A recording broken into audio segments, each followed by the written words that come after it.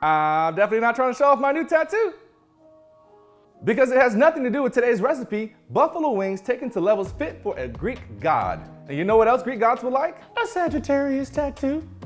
We're using the assistance of a little friend you probably walk past every day at the grocery store, pepper jelly. A classic southern staple for fried chicken glazes. We are fitting this into a buffalo sauce today and tossing it onto some crispy wings. And when I tell you there is no other buffalo sauce recipe you will ever want to do again, I mean it. Now, I would never open up my own restaurant because I could just illegally sell plates out of my home and duck the IRS for decades. But I genuinely mean this when I say this would be menu item number 1.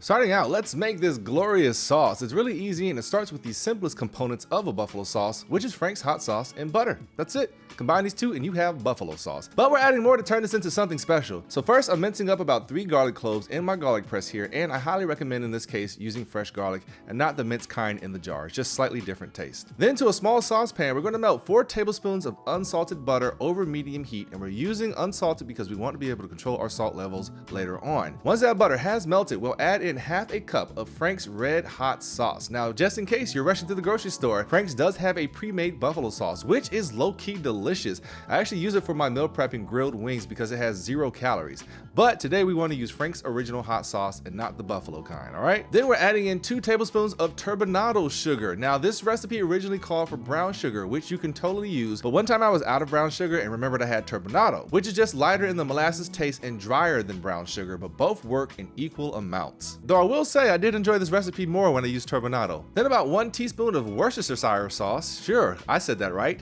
for good umami flavor. 1/4 teaspoon of cayenne pepper for some heat. You're gonna definitely want this, as even though Frank's is called a hot sauce, it's very, very mild, so adding this little bit of cayenne helps. And then lastly, our secret ingredient, pepper jelly. It's on the same aisle as other jellies, and you can find it at Whole Foods or Vons or whatever your nicest grocery store you have in your area is. There's a ton of different brands. I use this one today, and you can add anywhere between 1/4 cup and half a cup depending on your taste.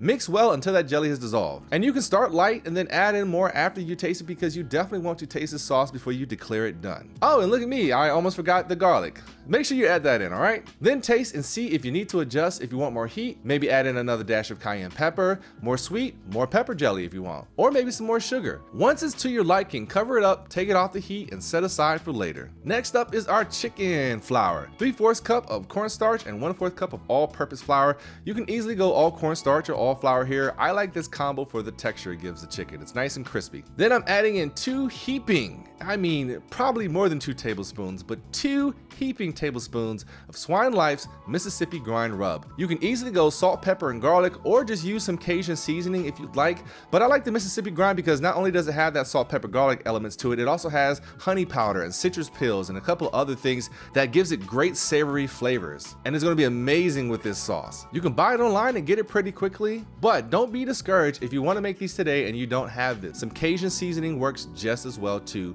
but I highly recommend the Mississippi grind just because not only is it good for this recipe, it's a great rub for ribs and brisket. Mix all that together, and then this recipe should be good for just under 3 pounds of chicken wings. Make sure as you coat the wings in that dredge that you're giving them a little squeeze to compact it onto them. And I let these hang out for about 15 minutes after I floured them up, and that was plenty of time to get our oil up to temperature. I'm just using a canola oil here, and I have my deep fryer set for in between about 350 and 375.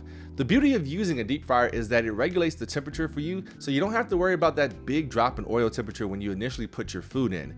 If you're doing this on a large pot on the stovetop, just be prepared to 1, temperature probe your oil so you know what temp it's actually at, and 2, be prepared to crank that heat up because that oil temperature will drop quickly once we add that cold chicken in, and you want it to get back up to temperature fast. So my wings went in and it only took 10 minutes. I did probe them to check if they were over 175, and let me tell you this if you're new to frying wings.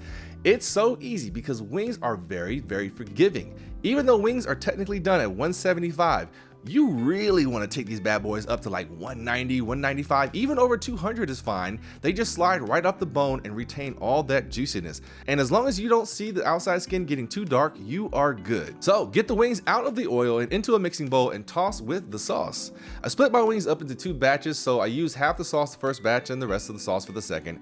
Plate it up and you're good to go. Pepper jelly buffalo wings. If I had a restaurant, I'd only serve these, and I bet I'd do just fine in business. So enjoy and tell tell me how they went. Also, I had a nice IPA beer with these because wings and beer are just a classic combination. Hey everybody, this is Poor Choices Kitchen. We have a Patreon link down in the description. $1 a month is all we ask for to pay for recipes in this here inflated times. And also, we just launched the YouTube memberships. That is $2.99. I wish I could make it $1, but you know, YouTube takes their cut. You can do either or. I know with the Patreon, you can do as little as $1, or you can edit the donation and make it as high as you want. And for the YouTube memberships, that just is what it is. I appreciate every little dime you give me because it really does go a long way, especially with the coming months and a little bit of unknownness in my future, but it's all good. We still gonna keep rocking these recipes. So enjoy, and I'll see you all back here next week.